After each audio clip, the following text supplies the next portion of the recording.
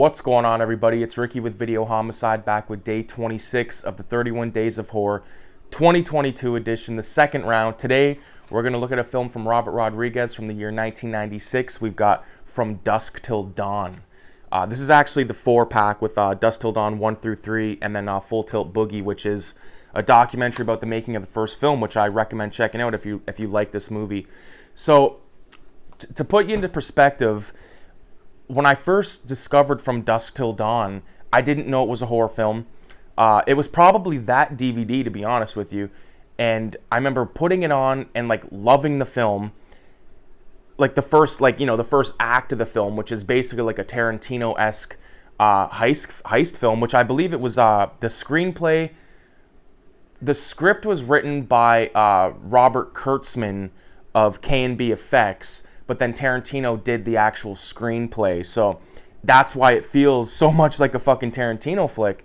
And I remember watching it and being like, this is extreme. I love this. This is great. It was like fun. It was like watching, one of your favorite films for the first time again. Because I remember putting it on.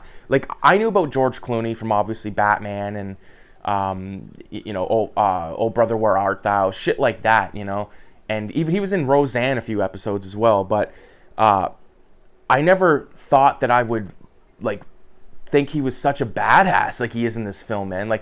So basically, if you're unaware of the story of From Dusk Till Dawn, it's about these two guys that are brothers and they rob banks. One of them sort of fucked in the head and he rapes women and stuff like that, which would conclude that he's very fucked in the head. But the rapist brother breaks out George Clooney. The rapist brother played by Quentin Tarantino. Very well, I would add. I think he was really good in the film, but they're on their way to Mexico with a bunch of cash that they robbed from a bank, and their plan is to go to Mexico so they can give this money, or give a portion of the money to some cartel leader, and he's going to allow them to stay in this, basically party town or whatever it is. And along the way, we meet tons of characters. We meet the character that works at the convenience store, who I love. I'm totally blanking on the guy's name, but the guy that plays the Texas Ranger that's talking to the convenience store owner, I love him. I love Harvey Keitel in this film, Juliette Lewis, even the little shithead brother, I don't mind. There's a scene, this is totally unrelated from what I'm talking about, but there's a scene in the film where George Clooney says, you're Chinese or something. He goes, what? And he goes, he doesn't look Chinese, and he's he's Japanese, or some bullshit like that. A stupid little throwaway line always makes me crack up. But basically, they make they make their way to this hotel where their hostage has been mutilated by Richie, Quentin Tarantino, and they discover this family that has pulled into the hotel, which is Harvey Keitel, his daughter, and the son, and they have a big camper. So they basically take this fucking camper off their hands and bring them with them to Mexico, and they end up at this bar called I think it's the Twisted Titty or the Titty Twister. It's a Mexican bar, and it's just apparently for truckers and bikers only and stuff, and they have this hassle trying to get in. And Buddy's Danny Trejo is actually the guy, and Cheech is in this fucking film, in I think 2 roles. But Danny Trejo basically tells him, if you guys aren't truckers or bikers, get the fuck out of here. And Harvey Keitel, who's an ex-priest, pulls out his license and says, in order to drive that, you need a truck driver's license, which I have. These are my friends. Blah, blah, blah. I love all that. And then it only goes downhill from there. But the thing about Clooney in this film that I really like is, and maybe some people might not like this they might not like this aspect of it, but I love how he's full of these one-liners. I love how he goes, if you try to run, I got 6 little friends and they run faster than you. And just dozens of other, I love when he gets the bottle of booze and he's pouring the fucking shot after shot. And people don't really drink. I mean, maybe not people I know, but no one I've never seen anyone just open a bottle of booze and then just fucking start shooting it down, except for my grandpa.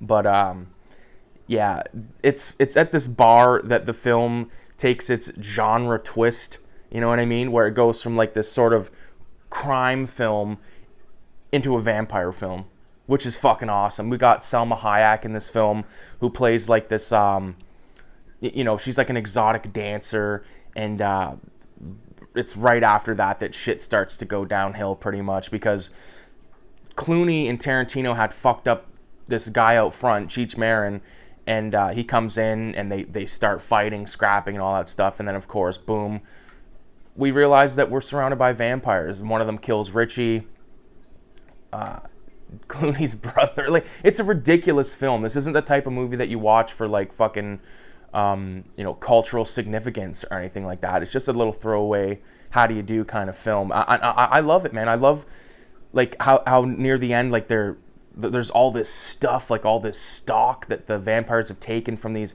truck drivers and stuff. There's squirt guns. There's like, I think there might even been like a flamethrower, crossbows, all kinds of bullshit. And the group is sort of then, instead of being led by Clooney, they're kind of now being led by Harvey Keitel, who is like, a priest in his former life, but he threw away his belief and stuff. But then he regains his belief during these moments, and definitely uses the power of the cross against these vampires, which is always fun, because when I was a kid, big into vampire films and stuff, never even knew this one existed till I was older. But I remember my dad lived above this variety store, and there was like 17 stairs that went straight up, and he would always like do shit to like it was kind of like giving me a trivial, like trying to give me trivia, but at the same time scare the fuck out of me, because he'd come up the stairs and he'd be like like that, like a vampire, and I'm just like a little like 6-7-year-old kid, and I'm like going like making the cross fingers, or he'd be like the Frankenstein thing, and I'd have like a lighter, I'd be like tick, tick, tick, and he, because he's scared of flames and all that bullshit. But man, it's just it's not shitty, but it's not great either. It's just really fun. And that's what you need sometimes. You just want like a fun film to watch. It doesn't always need to be like as serious as Exorcist, or as goofy as, fucking Scary Movie, whatever it is, it's a good film. I would recommend checking out the sequels too, if you really like the first one. The sequels aren't that bad. I don't mind them. And I recommend Full Tilt Boogie as well. I mean, it's a throwaway flick, but they got so many good moments in it. Like, I love all the tension in the first half of the film, like leading them, all the Texas Rangers. There's like, they killed like 10 Texas Rangers, so all of them across the state are like looking for these two guys, and they have like the news bulletin. I think John Saxon is actually in this film as well. He's like the chief of police or whatever he is. But I really like that moment. Like, I'm trying to think who else, like Fred Williamson is in this fucking film. Tom Savini is in this film. It's chock full of like genre favorites, and that's really cool to see. You don't see that much anymore. Like, they tried to kind of do that with Expendables, those fucking Expendable films that were kind of meh, didn't really give a shit about those.